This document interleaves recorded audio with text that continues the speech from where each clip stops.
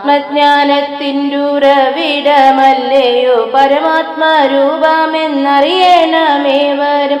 പരമാത്മാവും തൻ്റെ ജീവാത്മാവുമായി ഒരുമിച്ചു വാഴുന്ന പരമാനന്ദ വാഴ്ച പാരിലീതിൽ പരം ഭാഗ്യം മറ്റൊന്നില്ല. പരമാത്മരൂപത്തോടൊത്തു വാഴും വാഴ്ച പാരിടത്തിൽ പല സമ്പത്തുണ്ടായാലും പരമാത്മാവില്ലെങ്കിൽ പരമാനന്ദമില്ല.